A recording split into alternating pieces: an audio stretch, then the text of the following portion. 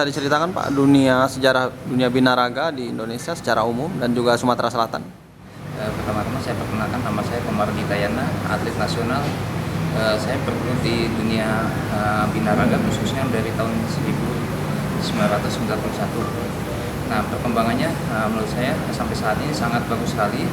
Cuma sangat disayangkan perkembangan yang bagus ini dinodai atau banyak penodaan di dunia binaraga dengan penggunaan drug gitu. Bagaimana drug ini bisa menyebar gitu di dunia binaraga? Di Indonesia, di Sumatera Selatan sendiri, menurut saya sangat mengkhawatirkan sekali. Nah, dengan banyak sebetulnya sudah banyak yang menjadi korban, baik di daerah Jawa ataupun Sumatera. Teman-teman kita sudah banyak yang meninggal di usia rata-rata 40 tahun ke bawah. Nah, itu sangat disayangkan sekali kayak itu.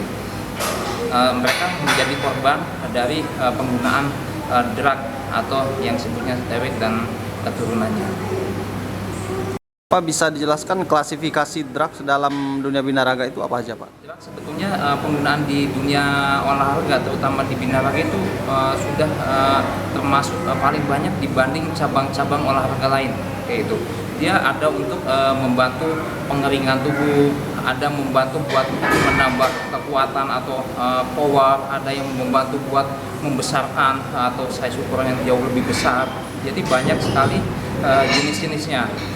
Dan perkembangannya di Indonesia menurut saya sangat sulit untuk diberantas atau untuk dibatasi ya, karena sampai saat ini pun penjualan yang online atau tidak online pun lebih banyak dijual bebas. Jadi tidak ada sebenarnya aturan yang mengatur tidak boleh menjual drug atau dia boleh mengeksplor sejenisnya, itu tidak ada di kita. Kalaupun ada, mungkin mereka secara sembunyi-sembunyi, tapi itu pada kenyataannya mereka berjualan secara terbuka juga. Pak, apa resiko yang akan didapatkan jika menggunakan drugs dalam binaraga ini dalam jangka panjang? Drug atau steroid atau sejenisnya itu kan digunakan untuk pengobatan. Itu pertama seperti jenis-jenis hormon itu pada dasarnya digunakan untuk pengobatan. Nah, terus kayak drug-drug tertentu sebetulnya diformulasikan bukan buat manusia, justru sebetulnya buat binatang. Nah, di sini adalah penyalahgunaan dari drug itu digunakan untuk orang sehat, sementara mereka yang menggunakan drug atau sejenisnya, ya efek-efek sampingnya ya kematian, kemandulan, atau mungkin laki-laki bisa keluar di putihnya keluar air susu juga bisa kayak gitu. Jadi banyak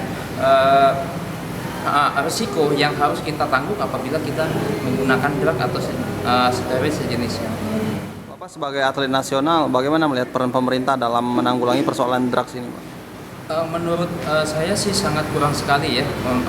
Yang perlu kita tanamkan adalah pertama, memang kalau saya sebagai atlet memang saya tanamkan dari awal saya tidak akan pernah menggunakan drug itu pada prinsipnya. Jadi yang perlu kita tanamkan adalah pertama kesadaran kita terhadap drug itu efeknya seperti apa kayak gitu kan. Nah, kedua mungkin dari pemerintah ini butuh ketegasan, kekerasan, bukan kekerasan dalam artian kekerasan fisik ya, kekerasan dalam artian menegakkan suatu peraturan itu harus keras, harus tegas.